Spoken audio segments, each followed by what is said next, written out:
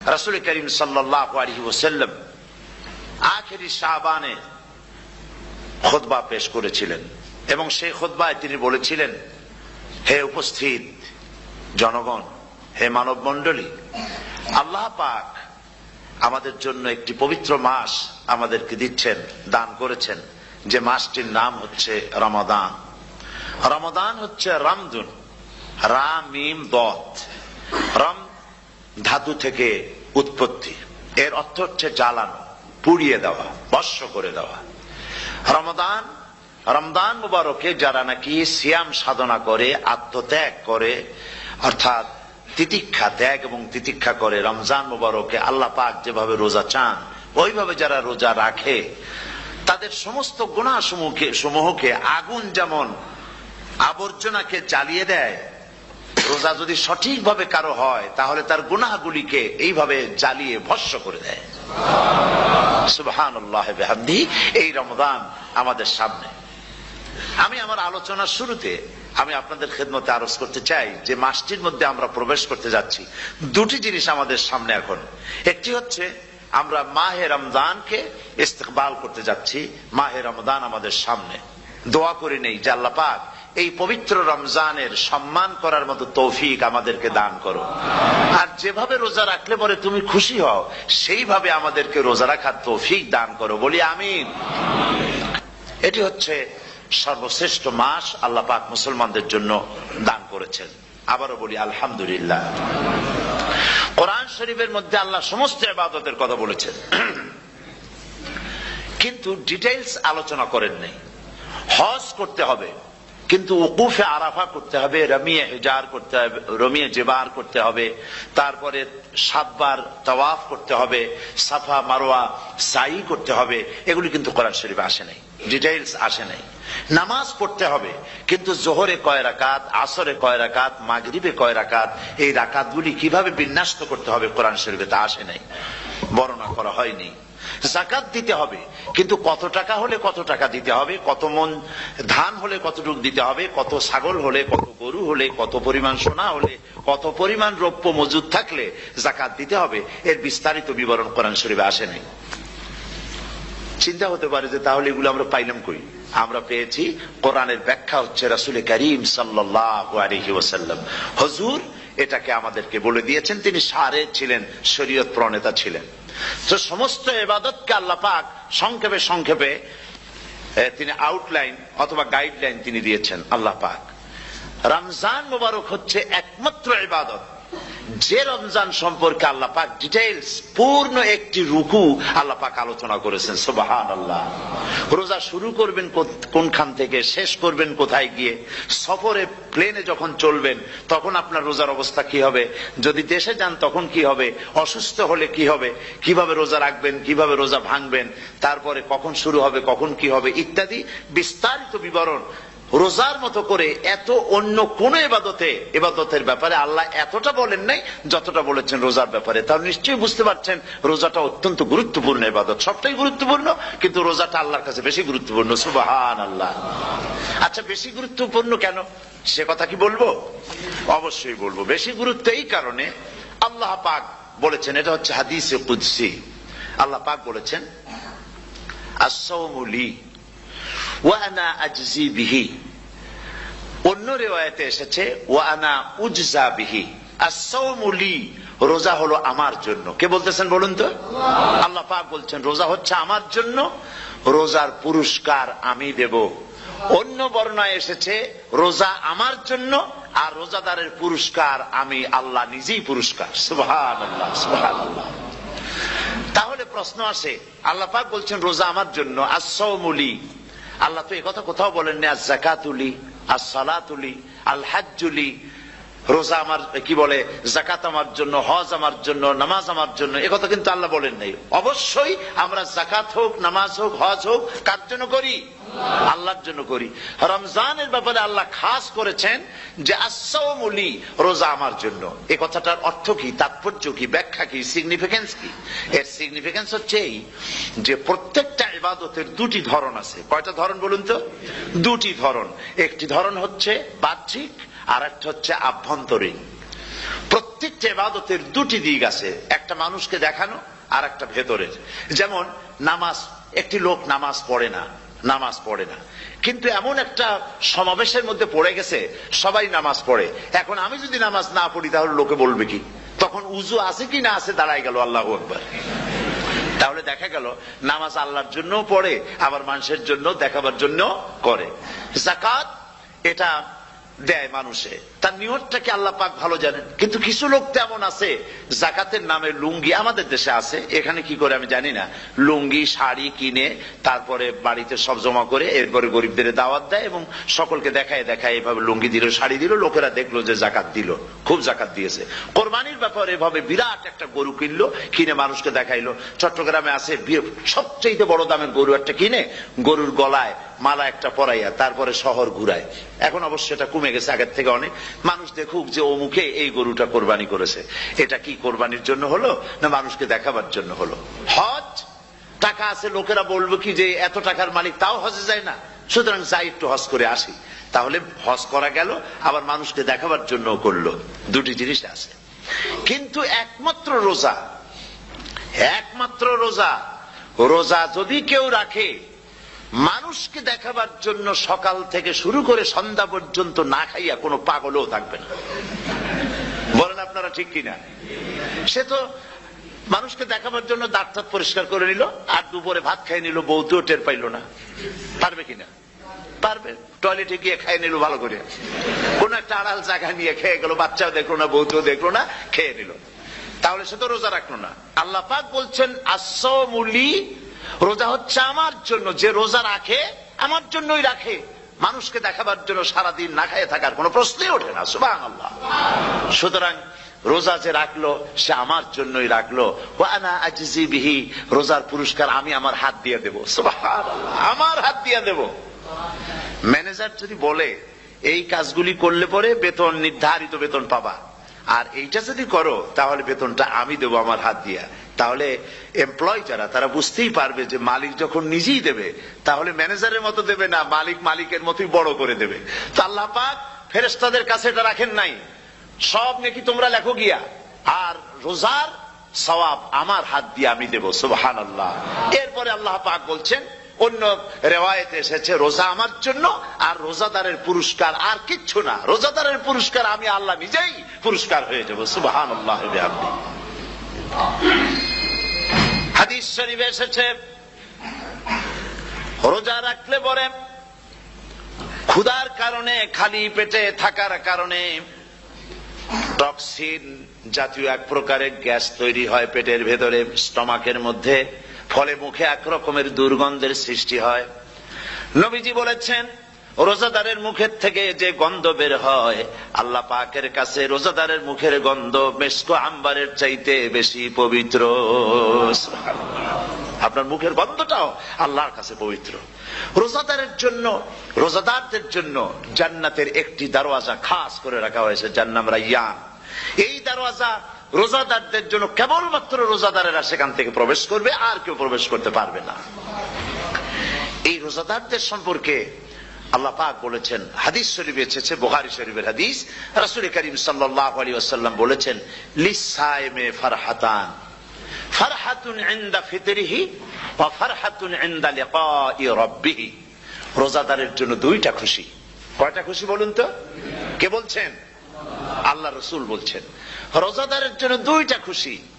লিসাইমে ফারহাতান, দুটি খুশি।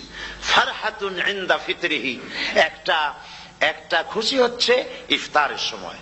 এই ফিতরিহিতে, এই ফিতরিহি দুটি কথা, এই একটি কথার দুটি ব্যাখ্যা হয়। একটা হচ্ছে ইফতারের সময়, ইফতারের কথা বলা হয়েছে, আর ঈদের কথাও এর মধ্যে বলা হয়েছে। ইফতারের সময় হলো একটা খুশি, আর একটা খুশি হচ্ছে ইনদা লিকাই রাব্বিহি, যখন রোজাদারের সঙ্গে আল্লাহ পাক দেখা করবেন তখন হবে আরেকটা খুশি। তার মানে হচ্ছে রোজাদারদের সঙ্গে স্পেশাল আল্লাহ রাব্বুল আলামিন সাক্ষাৎকারের ব্যবস্থা করবেন। সুবহানাল্লাহ। তাহলে দুটি জিনিস হলো, একটা হলো ইফতারের জন্য দুটা, রোজাদারের জন্য দুটা খুশি, একটা হলো ইফতারের সময়, আর একটা হচ্ছে আল্লাহর সঙ্গে যখন দেখা করবে। তো ইফতারের যে খুশিটা, এই খুশি রোজাদার ছাড়া কেউ বুঝবে না। ইফতার সারাদিন রোজা রাখার পর সামনে পেঁয়াজি, বেগুনি, সালাদ, তরমুজ, মিষ্টি, তারপরে আম্বালা সুইট মিটের নানান রকমের মিষ্টি, এরপরে মুড়ি, কত কিছু সব সামনে নিয়ে বসে আছে। দেখছেন অবস্থা? সমস্ত কিছু সামনে বসা, ঘড়ির দিকে তাকানো। আপনি যদি 5 মিনিট আগে খান, ফেরেশতা এসে মুখের উপর থাপ্পড় মারবে, বেটা খাইলি কেন? বলবে কেউ? বলবে না। কোন ফেরেশতা লাঠি নিয়ে দাঁড়ায় আছে? দাঁড়ায় নাই। কিন্তু আপনি খাচ্ছেন না কেন? সুবহানাল্লাহ, সুবহানাল্লাহ বলবেন না? অন্তত 1500 বছর আগে আল্লাহ রাব্বুল আলামিন নির্দেশ করে রেখেছেন, সূর্য সাদা হওয়া থেকে, পূর্ব দিগন্ত সাদা হওয়া থেকে শুরু করে পশ্চিম দিগন্তে যখন কালো হয়ে কালো রেখা দেখা দেবে, যখন মাগরিব হয়ে যাবে, সূর্যাস্ত যাবে, ততক্ষণ পানাহার আর স্ত্রী সম্ভোগ থেকে বিরত থাকো। 1500 বছর আগের আল্লাহ রাব্বুল আলামিনের এই নোটিশ কিভাবে কার্যকরী হচ্ছে উম্মতের মধ্যে, মুসলমানদের ভেতরে। খাবার সামনে আছে, পিপাসা লেগেছে। এখন তো পিপাসা লাগে না, খুব ঠান্ডার সময়, এখন রোজা রাখতে খুব মজা হবে, তাই না? খুব মজার রোজা। কিন্তু এই রোজা যখন জুন মাস আর জুলাই মাসে আসবে, তখন টের পায় মানুষ রোজা কাহাকে বলে। প্রচন্ড পিপাসা, সামনে সব খাবার পড়ে আছে, একটা খাবারের দিকে রোজাদারের হাত যায় না, ঘড়ির দিকে তাকায় আর চুপ করে বসে বসে আল্লাহর জিকির করতে থাকে। আল্লাহ কয়, ফেরেশতারা দেখ, এই বান্দা বানাইতে নিষেধ করছিলি, সুবহানাল্লাহ। আল্লাহ খুশি হয়ে যান। রোজাদার অপেক্ষা করতে থাকে। ঠিক যখন কাটায় কাটায় সময়টা এসে গেছে, তখন আল্লাহর নাম করে খুরমা দিয়ে, পানি দিয়ে ইফতার শুরু করে দিল। আল্লাহ পাক খুশি হয়ে গেলেন। এই যে ইফতার, সারাদিন রোজা রাখা ইফতার করায় যে মজা, রোজা রাখলো না এরকম লোকেরাও কিন্তু ইফতার করে, করে না? পুরান ঢাকায় আছে, ঢাকার তো কয়েকটা এলাকা আছে, পুরান ঢাকার লোকেরা নাকি বলে যে, যারা রোজা রাখে না তারা বলে যে, রোজা না রাখে একরকম পাপ করছি, আর ইফতার না করে কবিরা গুনাহ করবো নাকি, ইফতার তো করাই লাগবে। তো খুব মজা করে ইফতার করে তারা। তো সারাদিন রোজা রেখে পেঁয়াজি, ছোলা, বুট, মুড়ি খাওয়ায় যে মজা, সারাদিন ভাত খাইয়া তারপরে ইফতারে শরীক হওয়া, ছাগলে ঘাস খাইলে যেমন লাগে ওইরকম তার মুখে লাগে, এই মজা পাবে না। রোজাদারের যে মজা লাগে সেই মজা সে পাবে না। সারা মাস রোজা থাকার পর, আল্লাহর হুকুম মেনে সারা রাত রোজা রাখার পর, তারপরে ঈদের দিনে জামা কাপড় পরিষ্কার করে, শেরওয়ানি গায়ে লাগাইয়া, পাঞ্জাবি পরে, আতর মেখে, এরপরে ঈদের জামাতে যখন দাঁড়ায় যায়, সে যে মজা পায়, সারা মাস রোজা রেখে ঈদের জামাতে গিয়ে সে যে মজা পায়, যে রোজা রাখলো না, ঈদের দিনে খুব জামা, পাজামা, সেন্ট এগুলো মেখে টেকে প্রথম কাতারে গিয়ে দাঁড়ায় গেছে, ও সেই মজা পাবে না। ওর মনের মধ্যে একটা চোর চোর ভাব থেকেই যায়। সে মনে মনে ভাবে, এই জামাত আমার না, জোর করে আসছি, এইখানে দাঁড়াবার যোগ্যতা আমার নাই। মনের মধ্যে সে একটা অপরাধী ফিল করে, সে ফিল করতে থাকে। সুতরাং রোজাদারের জন্য দুইটা খুশি, একটা হচ্ছে ইফতারের সময়, আর একটা খুশি হবে যখন আল্লাহ তাদেরকে দেখা দেবেন। সুবহানাল্লাহ। এই রোজা আল্লাহ পাক দান করেছেন। আচ্ছা, কি জন্য রোজা আমাদের দিলেন? এই জন্য দিয়েছেন যে একটা মাস পৃথিবীর মুসলমানরা না খেয়ে থাকুক দিনের বেলায়, ওই না খেয়ে থাকার যে খাবারগুলি বাঁচবে, এগুলি আল্লাহ অন্য কোন এলাকার মানুষদের খাওয়াবেন নাকি? এই জন্য করেছেন রোজা, এই জন্য করেন নাই। রোজার ফজিলত আল্লাহর নবী বলেছেন, রমজান মুবারকের এত ফজিলত, মানুষ যখন কোন ইবাদত করে, আল্লাহ পাক সেই ইবাদতের নেক আমলের সওয়াব 10 থেকে শুরু করে 700 পর্যন্ত বাড়ায় দেন। 10 থেকে শুরু করে 700 করে 700 বাড়ায় দেন, ইল্লা সাওম, রোজা ছাড়া। নবীজি বলেছেন, রমজান মুবারকে কেউ যদি একটি নফল কাজ আদায় করে, একটি নফল ইবাদত করে, অন্য মাসের একটি ফরজ আদায় করার সওয়াব আল্লাহ পাক নামায় আমলে দিয়ে দিবেন। রমজান মুবারকে কেউ যদি একটি ফরজ আদায় করে, অন্য মাসের 70টি ফরজ আদায় করার মতো সওয়াব আমল নামায় আল্লাহ দিয়ে দিবেন। সুবহানাল্লাহ। এই মাস আমাদের সামনে, আল্লাহু আকবার বলি, আল্লাহু আকবার বলি, আলহামদুলিল্লাহ। এই পবিত্র মাস আমাদের সামনে। এই মাসে এত সওয়াব, নফল হয় ফরজের মতো, আর ফরজ হয় 70টা ফরজের মতো। এত সওয়াব কেন হইল? আমরা না খেয়ে থাকি সেই জন্য নাকি? বলতে পারেন কেন হলো? একটি কারণ, শাহরু রমাদান আল্লাযী উনজিলা ফীহিল কুরআন। সুবহানাল্লাহ বলবেন না? এই রমজান মাস হচ্ছে সেই মাস যে মাসে আল্লাহ রাব্বুল আলামিন কোরআনে কারীমকে নাজিল করেছেন। এই মাসের মধ্যে একটি রাত আছে, খায়রুম মিন আলফি শাহর, যে রাতটি 1000 মাসের চাইতে বেশি গুরুত্বপূর্ণ আল্লাহর কাছে। সুবহানাল্লাহ। একটি রাত 1000 মাসের চাইতে গুরুত্বপূর্ণ। 1000 মাস ক্যালকুলেটর দিয়ে হিসাব করলে দেখা যায় যে 1000 মাসে 83 বছর 4 মাস হয়। তাহলে তার অর্থ কি এই যে একটানা 83 বছর 4 মাস ইবাদত করলে যে সওয়াব হবে, এই রাত্রে ইবাদত করলে সেই সওয়াব হবে? হতে পারে, এরকম হতে পারে, কিন্তু ব্যাখ্যাটা কি? ব্যাখ্যাটা হচ্ছে এই, আরবিতে আলফুন শব্দ দিয়ে 1000 বোঝানো হয় না। আরবিতে যখন আলফুন বলা হয় তাহলে বোঝা যায় সংখ্যাধিক্য, বিপুল সংখ্যা, হাজার হাজার, হাজার হাজার, থাউজেন্ডস এন্ড থাউজেন্ডস। এইটাকে বোঝাবার জন্য আরবিতে ব্যবহার করা হয় আলফুন, হাজার হাজার। তাহলে আল্লাহ কি বুঝাতে চাচ্ছেন? আল্লাহ রাব্বুল আলামিন তিনি আয়াত দ্বারা বুঝাতে চান, এর ব্যাখ্যা হচ্ছে এই পৃথিবীর মানবতার কল্যাণের জন্য, এই পৃথিবীর মানুষের ভালাইয়ের জন্য, মঙ্গলের জন্য হাজার হাজার মাস ধরে এই পৃথিবীর মানুষের যে কল্যাণ হয় নাই, এই রমজান মোবারকে একটা রাত আছে যেই রাতে আল্লাহ রাব্বুল আলামিন মানবতার সেই কল্যাণ করেছেন। সেই কল্যাণ কি দিয়ে করেছেন? শাহরু রমাদান আল্লাযী উনজিলা ফীহিল কোরআন, কোরআন নাজিল করে পৃথিবীর মানুষকে সেই কল্যাণ আল্লাহ দিয়েছেন। সুবহানাল্লাহ। বন্ধুগণ, কোরআন, কোরআন কি নিয়ামত আমাদের কাছে! সেই নিয়ামতকে আমরা চিনলাম না, আমরা বুঝতে পারলাম না কত বড় নিয়ামত আল্লাহ আমাদের দান করেছেন।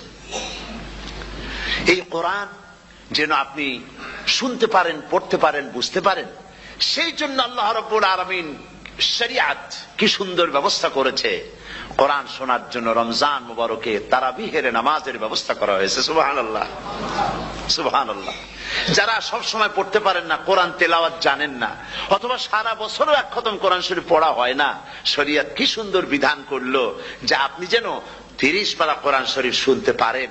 এই ব্যবস্থা তারাবিহের নামাজের মধ্যে শরিয়াত করে দিয়েছে। আলহামদুলিল্লাহ, আলহামদুলিল্লাহ। যাদের টাকা কড়ি আছে আমি তাদেরকে অনুরোধ করব, যদি পারেন তাহলে মেহেরবানি করে রমজান মুবারকে উমরা পালন করবেন। আমি উমরার নিয়ত করে এসেছি, ঢাকা থেকে উমরার নিয়ত করে এসেছি, আপনাদেরকে দেখে গেলাম। আর আমি এখান থেকে ডাইরেক্ট মদিনা মুনাওয়ারায় চলে যাব ইনশাআল্লাহ। লাইলাতুল কদর পর্যন্ত হারামাইনুশ শরীফাইনে কাটাতে চাই, নিয়ত করেছি। আপনারা দোয়া করুন আল্লাহ যেন কবুল করেন। কি মজা যখন আপনি হারামাইনুশ শরীফাইনে যখন তেলাওয়াত শুনবেন, আপনার কাছে মনে হবে যেন কোরআন শরীফ নাজিল হতেছে। সুবহানাল্লাহ। সেখানে তো নামাজের পরে হাত তুলে মোনাজাত করা হয় না, শুধুমাত্র রমজান মুবারকে বেতেরের নামাজের মধ্যে ইমাম সাহেব হাত তুলে মোনাজাত করেন। গত বছর রমজান মুবারকের লাইলাতুল কদরে আমি ছিলাম, গত কয়েক বছর ধরে আল্লাহ যাওয়ার তৌফিক দিয়েছেন দয়া করে। সেখানে লাইলাতুল কদরে পত্রিকাগুলি লিখেছে 30 লাখের উপরে লোক ছিল মক্কা শরীফের, হারাম শরীফে 30 লাখের উপরে। যখন তেলাওয়াত হচ্ছে, মোনাজাত করতেছেন ইমাম সাহেব কাঁপতেছেন, মোনাজাত করতেছেন, কাঁদতেছেন, আর গোটা হারাম জুড়ে কান্নার রোল পড়ে গিয়েছে। কিভাবে কাঁদতেছেন! সারাদিন মানুষ রোজা রেখে তারপর ইফতার করতে যখন বসে, আমি সেই জান্নাতের কথা কেমনে আপনাদের বুঝাবো? রসগোল্লা কেমন লাগে বক্তৃতা দিয়ে 6 ঘন্টা বক্তৃতা দিয়েও বুঝানো যাবে না। যদি মুখের মধ্যে ঢুকাইতে পারি তাহলে বুঝবেন যে মজাটা কি। এটা তো আমি বুঝাইতে পারবো না কি মজাটা লাগে। সারাদিন রোজা রাখার পর সমস্ত লক্ষ লক্ষ মুসল্লিরা বসে আছে মক্কা শরীফে, কাবা শরীফ সামনে, এখানে বসে আছে। রোজাদারের সামনে আছে জমজমের পানি আর মদিনা মুনাওয়ারার খুরমা। আল্লাহর ঘর সামনে, জান্নাতের থেকে আর কাকে বলে! সুবহানাল্লাহ। আর মসজিদে নববীর ভিতরে মদিনার আকর্ষণ কাশাস আলাদা।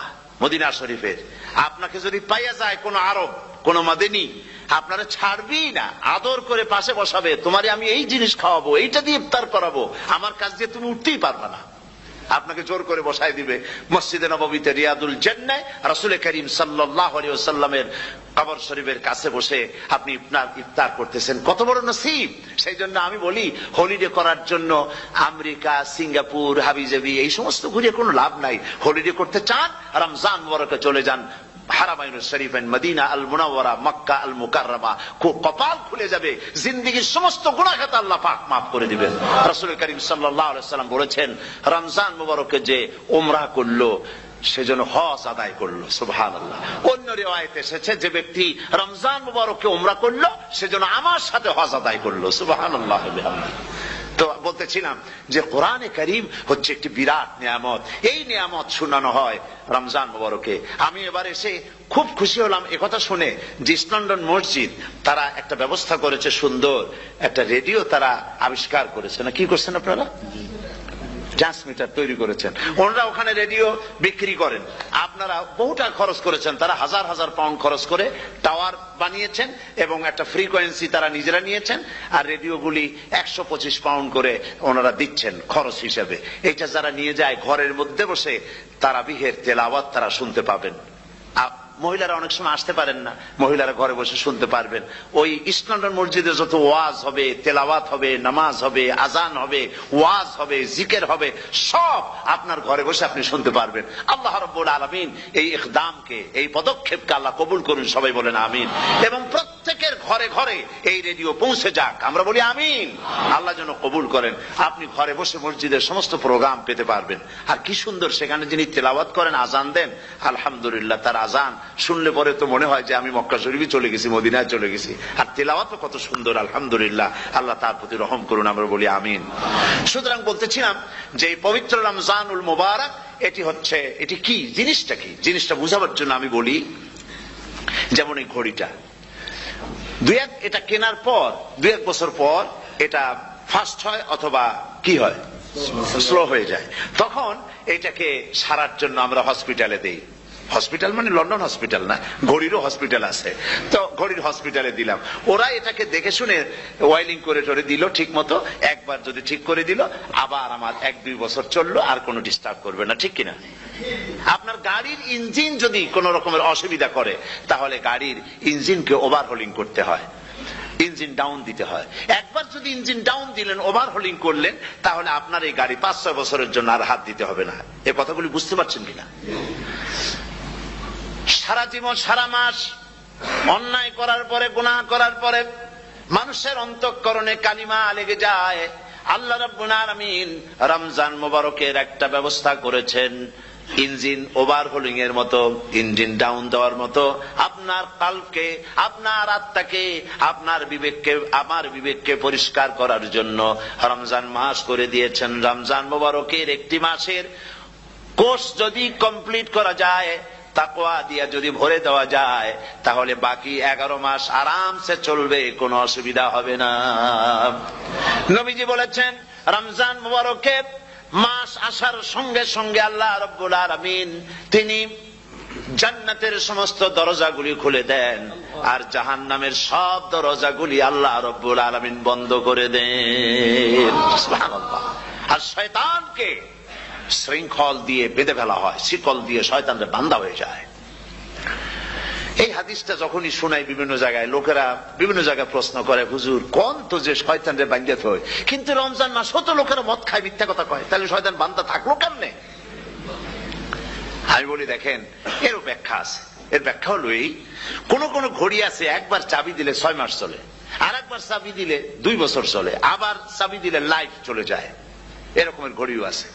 কোন কোন মানুষের শয়তানে এমন চাবি দিছে যে চাবিতে 6 মাস চলে, কোনটায় 10 মাস চলে, কোনটায় বছর চলে। রোজার মাসেও যারা গুনাহ করে, শয়তানে এমন চাবি দিছে যে রোজার মাসেও বন্ধ হচ্ছে না। এরা শয়তানের খপ্পরে পড়ে গেছে। আল্লাহ এই চাবি থেকে মুসলমানদেরকে হেফাজত করুন, বলি আমিন। জোরে বলেন আমিন। শয়তান থেকে পানাহ কেউ দিতে পারে না, কোন গভর্নমেন্ট পারবে না। ব্রিটিশ গভর্নমেন্ট পারবে নাকি? American government? কেউ পারবে না। শয়তান থেকে পানাহ দিতে পারে কেবলমাত্র কে? ওই আল্লাহ রাব্বুল আলামিন আমাদেরকে শিখায় দিয়েছেন শয়তানের ওয়াসওয়াসা থেকে আমার কাছে পানাহ চাও। আউযু বিল্লাহি মিনাশ শাইতানির রাজীম। বিতাড়িত মরদুদ শয়তানের ওয়াসওয়াসা থেকে পানাহ চাই, আল্লাহর কাছে পানাহ চাও। আল্লাহ পাক বলেন আমি পানাহ দিতে পারি শয়তানের ওয়াসওয়াসা থেকে। শয়তান থেকে আশ্রয় একমাত্র সিকিউরড, নিরাপত্তা পেয়েছেন আল্লাহর পয়গম্বরেরা। সুবহানাল্লাহ। আম্বিয়া আলাইহিমুস সালাম তারা আল্লাহ কর্তৃক নিয়ন্ত্রিত। শয়তানের ক্ষমতা নাই পয়গম্বরদের কাছে যাওয়া। চতুর সীমানার ভেতরে শয়তান প্রবেশ করে কোন নবীকে ওয়াসওয়াসা দিতে পারবে না। বলি সুবহানাল্লাহ। এই জন্য শয়তান থেকে বেঁচে যাওয়া, শয়তানের ওয়াসওয়াসা থেকে বাঁচা খুবই কঠিন। সেই জন্য আল্লাহ পাক বলছে শয়তানকে বেঁধে রাখা হয়, জান্নাতের সমস্ত দরজা খোলা, জাহান্নামের সমস্ত দরজা বন্ধ হয়ে যায়। এই নিয়ামতের মাস আমাদের সামনে। প্রত্যেকটি যখন কোন ওয়ার্কশপ হয় তো ওয়ার্কশপের জন্য এক একটা কি বলে সিলেবাস থাকে। রমজান মুবারক একটা ওয়ার্কশপ। এই ওয়ার্কশপের মধ্যে একটা সিলেবাস আছে, সেই সিলেবাসের নাম হচ্ছে কোরআন। কোরআন কোরআন কোরআন নাজিলের মাসে আমরা কি কোরআন তেলাওয়াত করি? বলেন। রোজা হচ্ছে, হাদিস শরীফের মধ্যে বলা হয়েছে আস-সাওমু জুন্নাহ, রোজা হচ্ছে ঢাল। রোজা কি কন্ত? ঢাল। বোঝেন তো ঢাল কি? প্রোটেক্টর। আপনি জিহাদের ময়দানে, যুদ্ধের ময়দানে নিরাপত্তার জন্য, বাইরের থেকে আক্রমণকে ফিরাবার জন্য কি ব্যবহার করেন? ঢাল ব্যবহার করেন। রোজা হচ্ছে ঢাল। শয়তানের সমস্ত আক্রমণ থেকে বাঁচার জন্য রোজা হচ্ছে ঢাল। রোজার দিনে কেউ যদি আপনার সাথে ঝগড়া করে তাহলে রাসূল বলেছেন তুমি বলো, তুমি ঝগড়ায় প্রবৃত্ত হবে না। তোমার সাথে যদি কেউ ঝগড়া করে তুমি বলবে ইন্নী সাইম, আমি রোজাদার। আমি তোমার মতো ঝগড়া করতে আমিও পারি, আমি তোমার মতো গালাগালি দিতে পারি, কিন্তু আমি দেব না, ঝগড়াও করব না, গালিও দেব না, মারামারিও করব না, কারণ আমি রোজাদার। সুবহানাল্লাহ। রোজা আপনাকে গুনাহ থেকে বাঁচায় দেবে। দেখেন রোজা কিভাবে গুনাহ থেকে বাঁচায়। মিথ্যেবাদী, মিথ্যেবাদী সারাক্ষণ মিথ্যে কথা বলে, কিন্তু রোজার মাস আসছে। এখন মিথ্যাবাদী যারা, তাদের ঘনিষ্ঠ লোকদের কাছে শুনেছি যে তারা বলে যদি কোনো লোক দিনের বেলা আইসা যায় আর এমন কথা, যে কথা বলতে গেলে মিথ্যা বলা ছাড়া উপায় নাই তার জন্য, সে তখন বলে ভাই তুমি তো অসময় আসছো, এখন আমি খুব ব্যস্ত, আই এম ভেরি বিজি, তুমি রাত্রে আসো। কথা বুঝতে পেরেছেন তো? রোজা হচ্ছে কি? রোজাটা কি বলে? ঢাল। কোন মেয়ে লোকের দিকে চোখ পড়লো, আহা আমি তো রোজাদার, চোখকে সাথে সাথে নিচে নামায় ফেললো। গানের আওয়াজ আসলো, আমি তো রোজাদার, সে গানটা শুনলো না। কাজী সমস্ত গুনাহ থেকে বাঁচার জন্য রোজা একটা বিরাট হাতিয়ার। সুবহানাল্লাহ। এই মাসে আল্লাহ রাব্বুল আলামিন এই মাসটা, এই রোজাটা কেন দিয়েছেন? লাআল্লাকুম তাত্তাকুন। ইয়া আইয়ুহাল্লাযীনা আমানু কুতিবা আলাইকুমুস সিয়ামু কামা কুতিবা আলাল্লাযীনা মিন ক্বাবলিকুম লাআল্লাকুম তাত্তাকুন। হে বিশ্বাসীরা, তোমরা যারা ঈমান এনেছো শোনো, আমি রোজাকে তোমাদের জন্য ফরজ করেছি যেমন করে ফরজ করেছিলাম তোমাদের পূর্বপুরুষদের উপরে। রোজা শুধু আমাদের উপরে ফরজ হয়েছে তা না, আমাদের আগে যারা যেসব নবীরা আসছিলেন তাদের উপর রোজা কি ছিল? ফরজ ছিল। সুতরাং এই রোজা তোমাদের উপরে ফরজ, এই জন্য লাআল্লাকুম তাত্তাকুন, যাতে করে তোমরা কি হতে পারো? পরেজগার হতে পারো। কি হতে পারো? পরেজগার, মুত্তাকি হতে পারো, আল্লাহকে ভয় করতে পারো। একমাত্র আল্লাহ